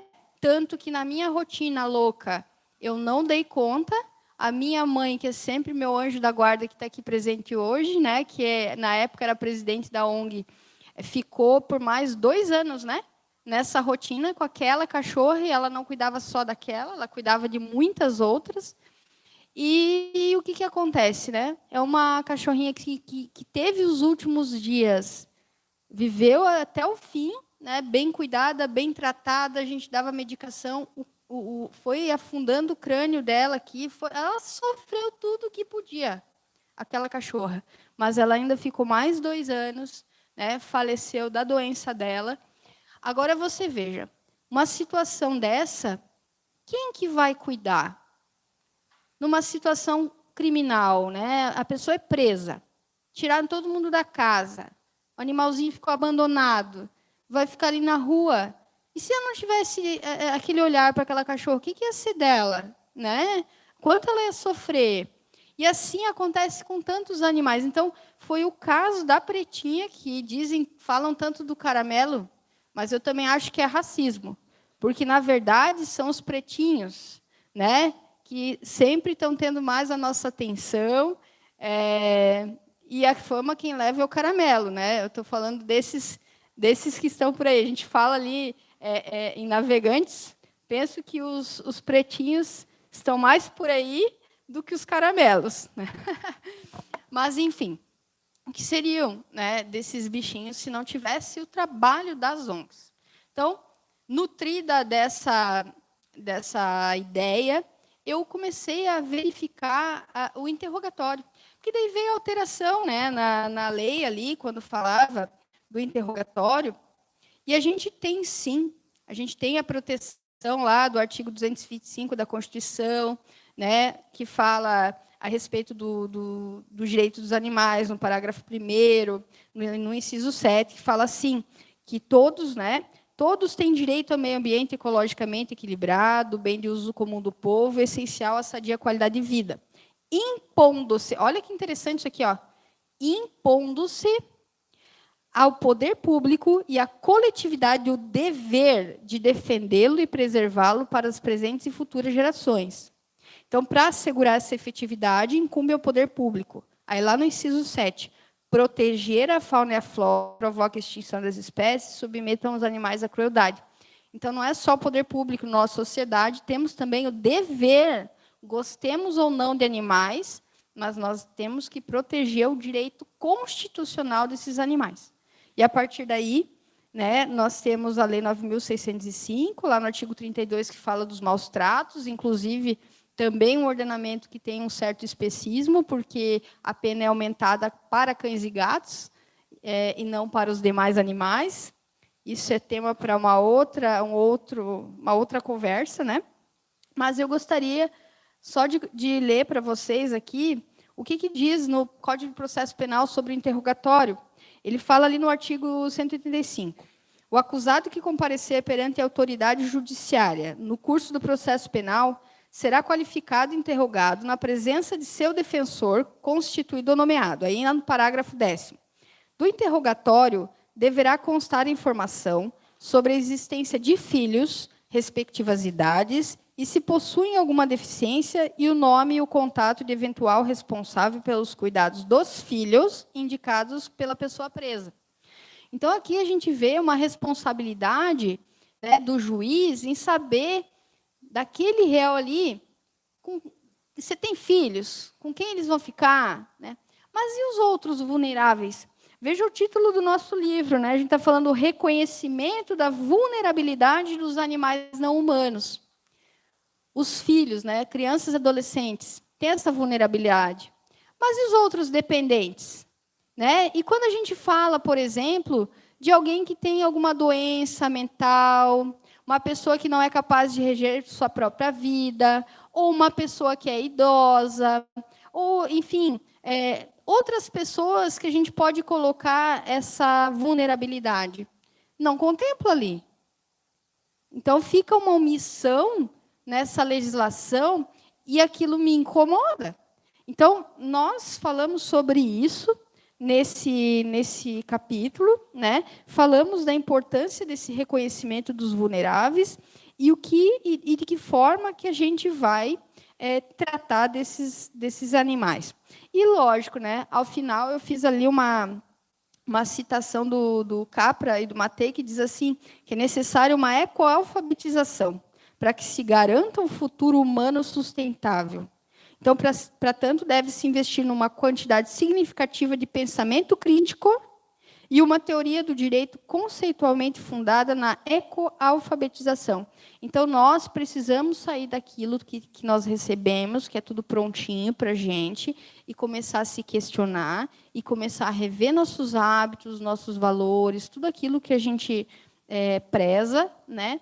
E procurar contribuir para que o mundo ele seja melhor, que o planeta não sofra tanto, e reduzir os danos, os impactos que a gente causa aí nesse planeta, que é de todos nós, né? Que é de todos nós. Não é de um, não é de outro, é de todo mundo. Tá? Então, fica aí também o meu abraço para o William Alex, que hoje também não está presente.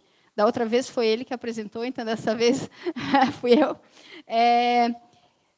Eu vou abrir, caso alguém tenha alguma pergunta, né? Se quiser fazer algum comentário, fazer alguma pergunta. Eu digo a vocês também que depois nós teremos as listas de presença, nós teremos o coquetel, nós temos também a venda dos livros. Então, quem puder, quem se interessou, quem puder ajudar, os valores eles são revertidos para a ONG, para o auxílio aos animais. Então, vocês fiquem bem à vontade com relação a isso. Agora eu vou abrir um pouquinho para as perguntas. Se alguém tiver, fique à vontade, é só levantar a mão. Pode ser para qualquer um de nós aqui. Vou até levantar aqui para... Acho que o Wagner é o que mais quer responder, né, Wagner? Gente, alguma pergunta? Não? Os professores também, se quiserem, de alguma forma, fiquem bem à vontade. Vamos lá. Uma pergunta lá atrás. Tu consegue vir até aqui? Pode ser?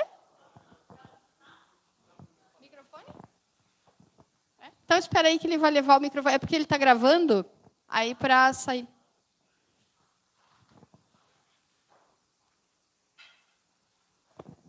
Boa noite. A minha pergunta é para a doutora Amanda. Como que se inicia, por exemplo, se você se interessou na questão da alimentação? Como pode iniciar de uma forma mais saudável, sem... Olha, a resposta até não é uma coisa que vocês esperam, tá? Mas eu sempre digo para iniciar nutrindo muito a tua mente, assim, você adquirir mais conhecimento antes de começar a retirar alimentos, tá? Porque nessa da gente sai, a gente fica meio desesperado porque a gente não tem conhecimento, né?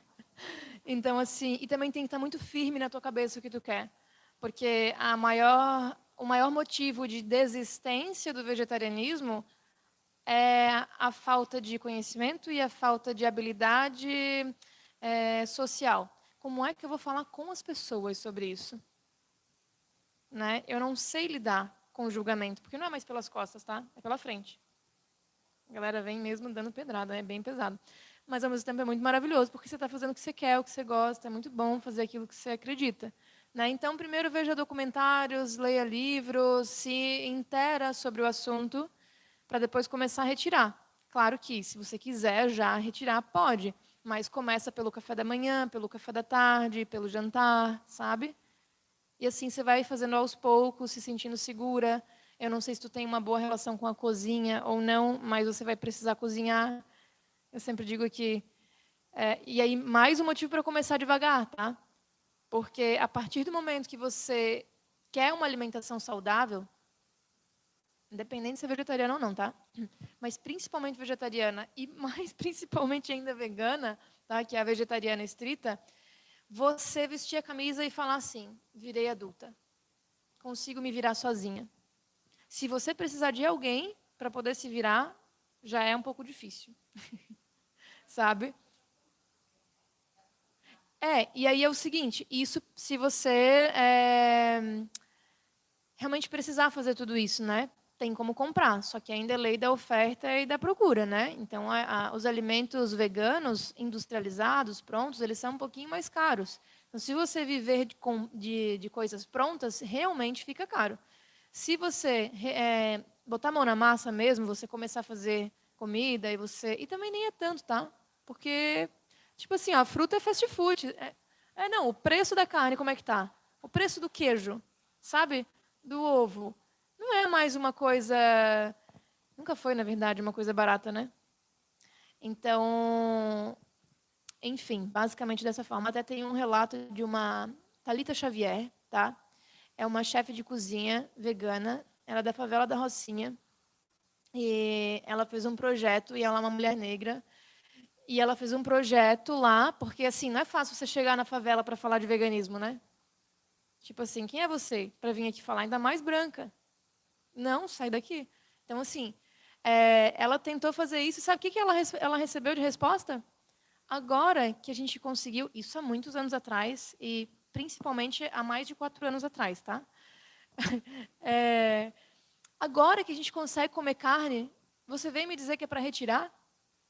Então, tipo assim, não é para todos a carne, nunca foi. Se a gente for ver a porcentagem de pessoas que consomem carne no mundo, é muito pequena, gente. É sério, é bizarro. E mesmo sendo pequena, a gente consegue dar conta de produzir mais animais do que seres humanos, né? Em torno de 70 bilhões de animais ao ano. E a gente tem 7, 8 bilhões de seres humanos, né? Então, né? É uma coisa absurda. É muito barato, tá? É muito simples. E tem esse outro detalhe. Ser vegetariano é aceitar que você vai ser uma pessoa...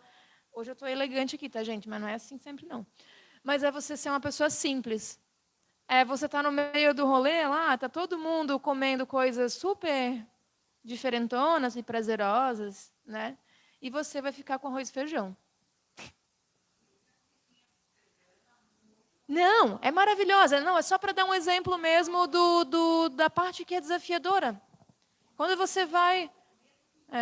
o medo do novo, né? Mas quando você vai na sua família, ou quando você vai visitar alguém, eu fui para Caçador esses dias, cara, eu realmente fiquei com o mais básico, que para mim hoje é a coisa mais maravilhosa do mundo. Para mim não é básico, não é simples, é rico demais, né? Mas eu vou sim ficar lá com meu arroz, feijão, lentilha, legumes assados, frutas. Pô, é uma abundância gigantesca. Né? E é quase como se você é meio que vista como um menor, porque você não está comendo picanha, costela, né?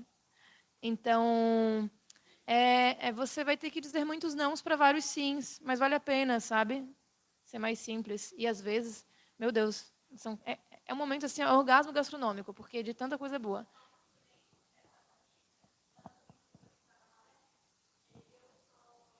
Tu conhece ela?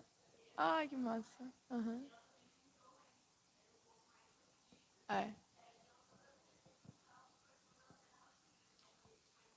Sim. Ela é uma pessoa incrível. Ela é uma pessoa incrível, gente, sério. Se não conhecem, conheçam. Thalita Xavier. Porque ela mostra que é possível e que não é elitista. Não é elitista. Esse é um julgamento para que impossibilite as pessoas de irem. Mas não é. Óbvio, se viver comprando coisa vai ser caro, né? Mas não é a intenção. Agora sim, né? Se me permitir, eu vou fazer um comentário daquela que eu sou paciente que fala, né? É paciente do nutricionista? Cliente? Cliente, tá. Tá. Então, eu sou cliente da Amanda já há um tempo, assim. Hoje ela me viu e falei assim, tá frustrada, né, Amanda? É porque é difícil, né? Então, às vezes, a gente demora mesmo. A Amanda sempre fala para mim, cozinhar, fazer não sei o quê. Na correria da gente, às vezes, não consegue. Mas, ao mesmo tempo, a gente encontra também. Vamos tapar os ouvidos dela ali. A gente encontra muita coisa pronta que é legal. Assim. E ela sempre disse isso, ela concorda comigo nesse sentido. Eu, por exemplo, sou uma pessoa muito sortuda, porque minha mãe é uma pessoa... Ela falou porque ela cozinha muito bem comida vegana. E com coisas muito simples. Muito simples. Né? Tem uma mão boa para a cozinha, então ela já queria falar. Mas então tá, gente, obrigada, Amanda, obrigada pela participação também, Lari. Alguém mais gostaria de fazer uma pergunta? Depois eu vou passar a palavra para o professor Hoffman, porque ele chegou de mansinho aqui, ficou sentadinho, e convidei ele para sentar, ele não quis. Vai lá, Irineu. Boa noite. Só quero saber a diferença de vegano e vegetariano, por gentileza. Então, quando eu estou falando de alimentação, eu sou vegana, né? Só que eu vou dizer para você que eu sou uma vegetariana também. Sou vegetariana estrita. Então, quando eu estou falando do meu posicionamento no mundo, eu sou vegana. É um posicionamento político. Ou seja, então eu tenho o ovo-lacto vegetariano, o lacto-vegetariano, ovo-vegetariano e o vegetariano estrito. Então, são pessoas, quando eu falo ovo-lacto, né, são pessoas que não comem nenhum tipo de carne, independente, eu sempre digo independente da cor, tá? Porque as pessoas acham que peixe não é carne. É uma carne também, só que é uma carne branca, né? Então, aí você... mas eu como leite e como ovo. Então, por isso, ovo-lacto vegetariano. E vegetariano estrito não significa restrito, né? A gente não come porque a gente quer. Ninguém obrigou a gente a não comer. Por isso, não é restrição, é estrito, tá? Então, eu sou vegetariana estrita, ela é vegetariana estrita, e deve ter alguns ovo-lacto vegetarianos aqui. E aí tem o vegano, que é quando extrapola a alimentação. Eu sempre evito, né? Óbvio, não dá para ser 100% vegano, não existe, tá? 100% vegano é dentro do praticável, né? Então, eu não compro nada, né? Mas eu entendo quem ainda está num processo e tal, mas o vegano ele não vai comprar uma roupa com seda, com couro, cosmético que foi testado em animal, né? A gente faz o possível para não haver nenhum tipo de maus tratos aos animais e de uso dele, né? Basicamente isso. Consegui te responder? Beleza. É muita coisa. Eu vou aproveitar também, quem quiser conhecer um pouco mais, tem uma coluna no Oclick, é www.oclick.com.br, uma coluna que eu fiz vários artigos esclarecendo várias questões sobre esses temas, chama Navega Animal, Navega Animal, né? E lá vocês vão encontrar vários artigos sobre vários temas, e também bastante simples assim para atingir o maior número de pessoas. Acredito que vão se interessar por muitos temas ali, tá? Alguém mais gostaria? Fique à vontade. Boa noite. Eu quero fazer mais uma pergunta para a doutora Amanda. E eu gostaria de saber, caso algum cliente chegue lá no seu consultório e exponha que tem o interesse de iniciar a transição para se tornar vegano, como é que é essa... Como que você auxiliaria, se você auxilia, faz um cardápio diferente, como é que é o acompanhamento com o cliente que tem esse interesse? Assim, eu sou uma nutricionista bem fora da curva, tá? É claro que você pode ir numa nutricionista e receber uma dieta, um plano alimentar. Só que, convenhamos, em 1h30 de atendimento, mais ou menos, eu consigo te passar todo o meu conhecimento? Não. Eu consigo fazer com que você mude os teus hábitos que vêm desde a infância até agora em 1h30? Não. É por isso que as pessoas pegam um plano alimentar, vão para casa, fazem durante uma semana, 15 dias, e depois se frustram. Pô, rasguei dinheiro. Mesmo, né? E você se frustra porque ninguém está pronto para lidar com tanto erro, né? Poxa, não consigo mesmo, é difícil, né? Então, eu trabalho de outras formas. Eu acredito que esse formato de atendimento são para pessoas que já passaram por acompanhamento, que já sabem tudo o que precisa comer. Aí ele vem de vez em quando, né, uma vez ao ano, ou a cada 2 anos, visita de rotina. Vai lá, aí sim, vale a pena fazer essa consulta convencional, né? Mas, hoje, eu acredito na educação, sempre acreditei, né? Na educação nutricional. Então, eu vou te educar, vou te ensinar passo a passo de como construir essa alimentação, né? Tipo, eu com ela, eu fiz esse passo a passo. E olha que ela já é vegetariana de muito tempo. E teve muita coisa para ensinar. Sempre tem muita coisa para ensinar, né? E também trabalho com um grupo que se chama Semente Veg. E se chama Semente Veg porque não é necessariamente para vegano. É para a galera flex vegetariana, que está reduzindo, né, os ovo-lacto vegetarianos, e recém-veganos que nunca tiveram acompanhamento. Então, ali eu faço, só para ter uma ideia, São 10 encontros. São 20 horas, gente, de atendimento, de 2 horas cada sessão. Então, assim, tem muita coisa para ensinar. Muita, para que você tenha segurança, botar o pé no chão e falar, eu consigo, em qualquer lugar. Né? Não é para que você consiga só na tua rotina dentro de casa, num quadradinho, num plano alimentar, só. Não é para que você consiga se alimentar quando você for viajar, que é quando as pessoas desistem de ser vegetariano. Ou não necessariamente vegetariano, só ter uma alimentação mais saudável. Quando eu vou lá no final de semana na minha família, quando eu vou para fora do país, né? Quando eu, sei lá, mudei de emprego, de relacionamento, sempre muda, a alimentação está envolvida em tudo. Então, eu preciso ter segurança para saber fazer as minhas escolhas alimentares, apesar de um planejamento alimentar. Aquilo ali é só para te dar um embasamento de quantidade. Mais ou menos de quantidade eu preciso isso. Mas eu consigo fazer as minhas escolhas alimentares. Né? Eu acredito que, gente, é comida, né? Será que é tão difícil assim de comer? Não precisava ser uma coisa tão desafiadora assim, mas é porque o marketing veio com tudo, né? E se empoderou. Pegou esse conhecimento aqui, ó, esse aqui vende. Então, eu vou tacar isso aqui em cima das pessoas, né? Até dando um adendo, pegando, roubando um pouco espaço, por exemplo, a dieta de emagrecimento para as mulheres, né? Poxa, desde 1900 e bolinha se fala sobre a dieta de redução de peso, todas com restrição de carboidrato. A dieta da sopa, do Atkins, disso, daquilo, low carb, né? Cetogênica. Se alguma tivesse funcionado, gente, precisaria fazer mais uma dieta de novo no próximo ano? Então, a gente nem percebe que está só repetindo um negócio ali que não funciona, né? Não mudou em nada. Então, é a gente rever o que é mesmo ter uma alimentação saudável, né? De preferência vegetariana. Muito obrigada. Mais alguém? Não? Eu vou passar a palavra para o professor. Professor Ricardo, só falar alguma coisinha para a gente. E aí logo eu vou passar aqui, vou dar uma descidinha, vou espiar como é que está ali embaixo. Já volto. Então tá, boa noite. Não era para a Ana falar que eu estava aqui, né? Mas agora tem que justificar porque eu não estava aqui, né? Como um dos auxiliares aí da Ana, né, nesse evento de hoje e amanhã. Então, boa noite a todos e a todas.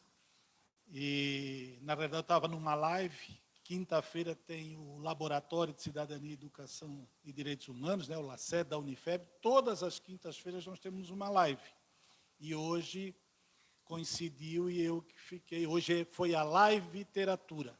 Então, falando sobre literatura, e aí eu fui o mediador. Por isso que eu não estava aqui. Cheguei agora, cheguei quietinho, mas a Ana me chamou. Queria dizer principalmente da alegria, né, dos alunos egressos que estavam até poucos anos, né, aí no lado que vocês estão, como os acadêmicos, hoje advogadas e advogados na nossa cidade e hoje vindo trazer um pouco da pesquisa, do conhecimento, né, e tenho certeza que num futuro bem breve vocês estarão aqui, sendo convidados para fazer suas falas, trazer o seu conhecimento na área de atuação, de pesquisa e de leitura de vocês. Então, é uma alegria, né, encontrá-los aqui. A Amanda não conhecia, prazer em conhecê-la, né? E pena que perdi aí a fala de vocês. Mas vai ficar, né, Sérgio? O Sérgio é o nosso técnico aqui, que filma e grava tudo aí, todos os nossos eventos. Então, vou assistir depois, com certeza. Parabenizar, né, Ana, pelo evento. Sabemos aí as dificuldades para realizá-lo.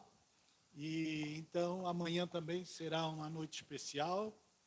Virá aí um juiz federal. Então, será uma palestra bem interessante. Agradecer aos professores que estavam aí, né? O Schmidt, que trouxe a turma, o professor Rogério, que é também um membro voluntário, integrante do LACED, né? Do nosso laboratório, tem uma grande participação, é um defensor também, junto com a Ana e comigo e com outros professores aí dos direitos humanos. Então, e os acadêmicos, né, e acadêmicas aí. Agradecer a presença de vocês, que amanhã, se possível, estejam aqui também. A mãe da Ana, né? Que não larga a Ana, né? Todo evento ela está aí, desde que iniciou aí o primeiro Eu Sou Animal aqui na Unifeb, e também da obra, né? Dessa obra de pesquisa tão importante. Ana, obrigado. Seria essa, só te parabenizar e parabenizar os participantes e quem está aí na assistência e que participou. Obrigado aí por esse momento de fala. Obrigada, Ricardo. E assim, eu já agradeci na abertura e também agora eu agradeço mais uma vez ao professor Ricardo, que sempre é um incentivador, realmente um parceirão. Eu gostaria agora de convidar os acadêmicos a entregar um mimo para os nossos palestrantes. E eu queria também pedir, se possível, Sérgio, para tirar uma fotinho para a gente. Então, pode vir aqui, ó.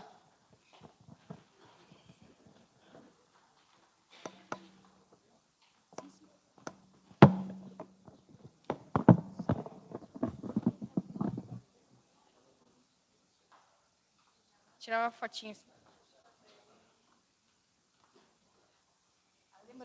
Uma lembrancinha da Unifeb.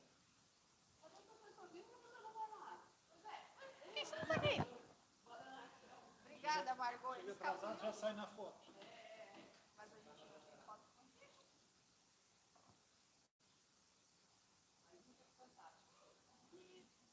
Aê, muito obrigada. Muito obrigada. Então já vamos, porque é o final. E eu quero agradecer a presença, dizer para todos que amanhã ainda continuamos, né, com a palestra do juiz, né, do Dr. Vicente. Por favor, venham, não percam essa oportunidade. Depois, gente, vocês têm ali as listas de presença aqui na mesa ao lado e lá fora um coquetelzinho de frutas para vocês. Eu agradeço muito, imensamente, a presença de todos. Vamos tirar uma foto, então? Venham aqui para frente.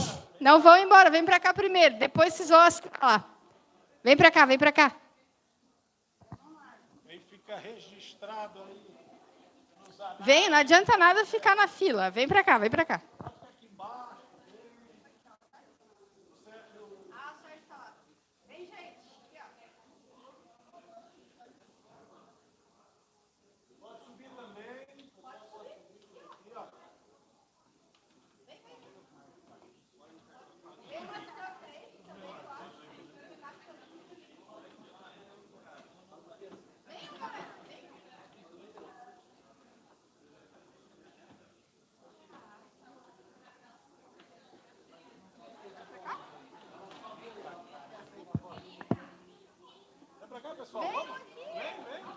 Vem, Elisa, traz o bebê. Vamos.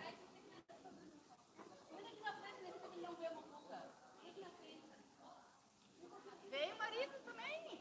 Vem todo mundo. Vem com a família. Vem, professor. Vamos lá, professor Rogério. Não pode faltar, né? Isso aí. Aqui. Aí.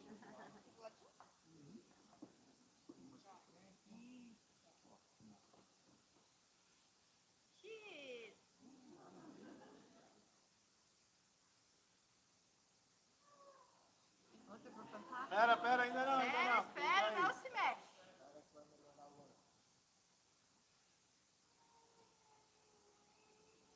Aê! Obrigada, pessoal. Espero que tenham gostado. Amanhã tem mais. Aguardamos todos aí. Quem quiser adquirir o livro, pode falar aqui com a Margot, tá? A Margot ali, ó. Quem quiser adquirir o livro, pode falar com ela.